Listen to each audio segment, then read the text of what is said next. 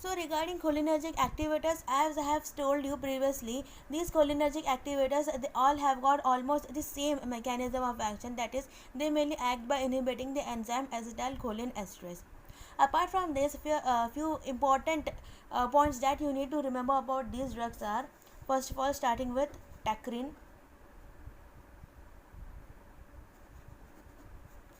So tacrine, it is the first centrally acting anticholinesterase to be introduced. Okay, it was the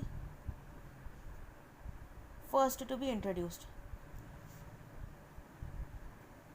First introduced anti-acetylcholinesterase drug, which was used for the treatment of Alzheimer's disease. Okay.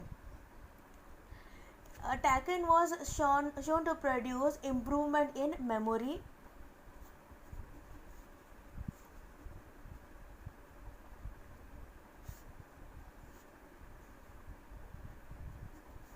in attention,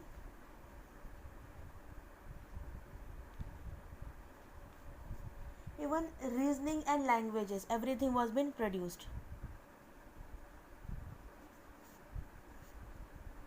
Okay, so improvement was being seen in all these things, but the problem was that frequent side effects was being seen, and the most important side effect was your hepatotoxicity.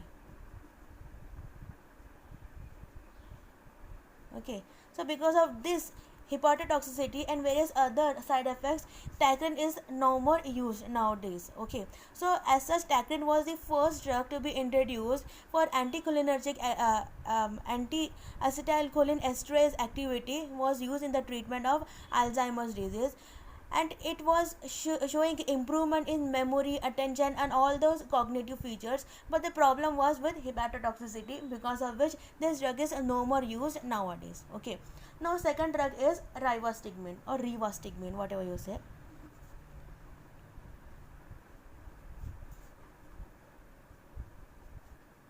Okay, now important point to remember regarding rivastigmine is, okay, the mechanism of action is quite same. It is also acting by inhibiting acetylcholinesterase enzyme. Apart from this, when clinical trials were being done, when this drug was compared with placebo, this drug was shown to produce nearly 3.8 points of improvement in Alzheimer's disease assessment scale. Okay, Alzheimer's disease assessment scale. Sorry, assessment scale. Okay, as compared to placebo. Okay, and other symptoms like apathy, delusion, hallucinations, and agitations were also being improved. Okay, apart from improving cognition, all these problems were also being improved with rivastigmine. And apart from this, peripheral cholinergic side effects are mild, but it does not produce any kind of hepatotoxicity. Okay, no hepatotoxicity. Okay, so this is regarding rivastigmine. Our third drug is donepezil. Okay, quite same mechanism of action, because of which it increases the level of acetylcholine in the neurons of the cortex. The neurons of cortex. Apart from this, the half life is approximately, you can say, 70 hours.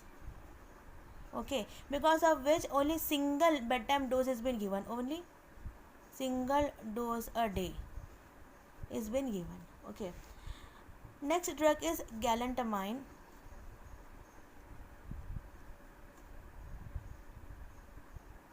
Okay, now galantamine has produced cognitive and behavioral benefits in Alzheimer's disease. Okay, improved behavioral and cognitive benefits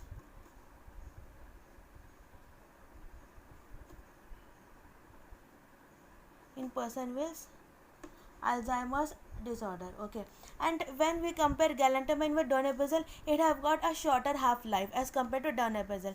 That's why we need to give galantamine twice a day as compared to donepezil, which is given only a single time. Okay, apart from this, all these cholinergic activators, they are now firm evidence that rivastigmine, donepezil and your galantamine afford similar but modest symptomatic benefit in Alzheimer's disease. Cognitive decline is slowed but not prevented. Their side effects are also comparable. However, role of these drugs in non-Alzheimer dementia is not been clear still. Okay. So our next drug in this next class is your glutamate, that is NMDA antagonist, and the drug is memantine. So we'll see a few important points regarding memantine.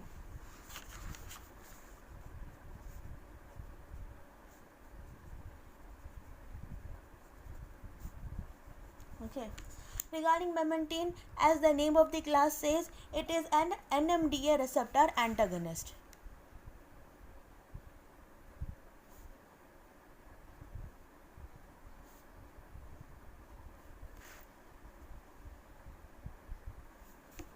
Okay, so basically it mainly causes blockage of the excitotoxicity of the transmitter glutamate.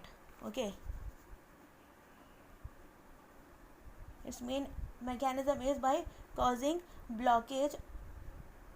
It blocks the excitotoxicity of the transmitter glutamate, that too in a non-competitive and use dependent manner, in a non-competitive manner. Okay, it is mainly useful in moderate to severe Alzheimer's disease.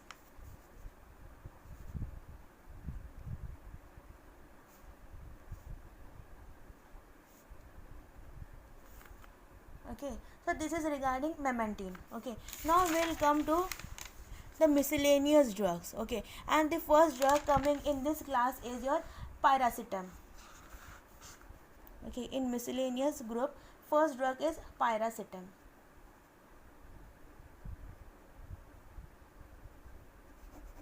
Okay, so the important feature of this piracetam is it increases the number of acetylcholine receptor. Okay, ACH receptor is been increased by 30 to 40%. Okay, increase in the number of receptors, and that too in the frontal cortex. Okay, in the frontal cortex. So you can say it elevates the density of frontal cortex acetylcholine receptor by 30 to 40%, because of which acetylcholine level can be restored in the brain. Okay, apart from this, it also increases the activity of adenylyl cyclase.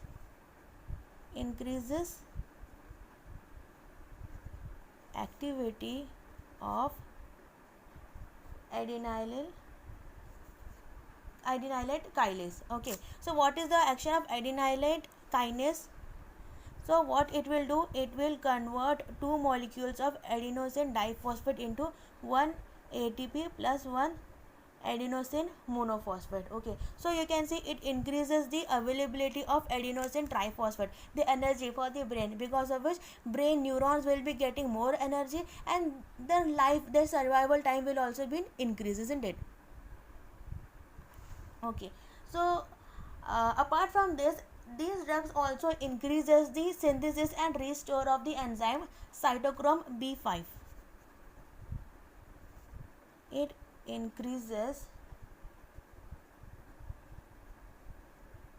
synthesis and restore of